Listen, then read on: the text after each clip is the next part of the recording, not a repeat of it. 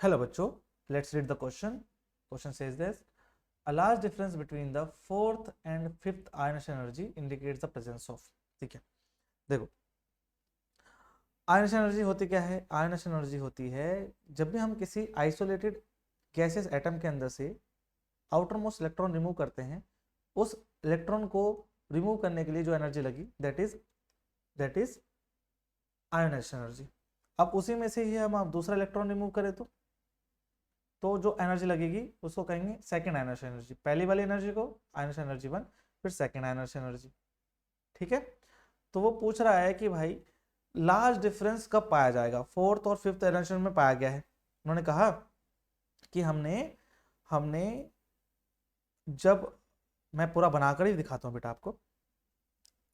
मान लो ये है पहला एनर्जी दिया, एक इलेक्ट्रॉन रिमूव हुआ तो ये बन गया ए प्लस। फिर दूसरा इलेक्ट्रॉन रिमूव किया तो सेकेंड एनर्जी दी तो ये बन गया A2 प्लस। फिर तीसरा इलेक्ट्रॉन रिमूव किया, थर्ड एनर्जी देनी पड़ तो ये बन गया A3 प्लस। फिर हमने फोर्थ इलेक्ट्रॉन रिमूव किया तो ये आ गया एनर्जी फोर्थ देने पर ये A4 प्लस आ गया।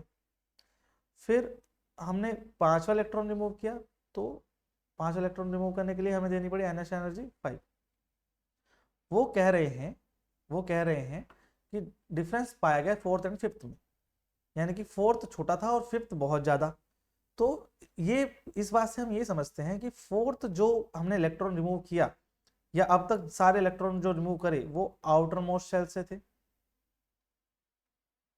और ये हमें एकदम सडनली वेरी लार्ज हो गई, बहुत ज्यादा एनर्जी हो गई। तो जरूर ये हमने इनर शेल से रिमूव किया होगा इलेक्ट्रॉन, ये इलेक्ट्रॉन इनर शेल से रिमूव किया होगा, तभी एनर्जी इतनी ज्यादा लगी, है ना।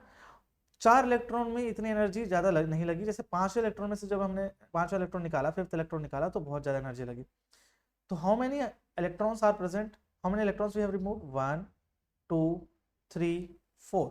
तो 4 इलेक्ट्रॉन हमने रिमूव करे, तो 4 इलेक्ट्रॉन जरूर आउटर मोस्ट शेल में पाए गए होंगे, और आउटर मोस्ट शेल वाले इलेक्ट्रॉन को ही हम कहते हैं वैलेंस इलेक्ट्रॉन। ओके बच्चे, तो हमारे इस क्वेश्चन का आंसर आया ऑप्शन सी।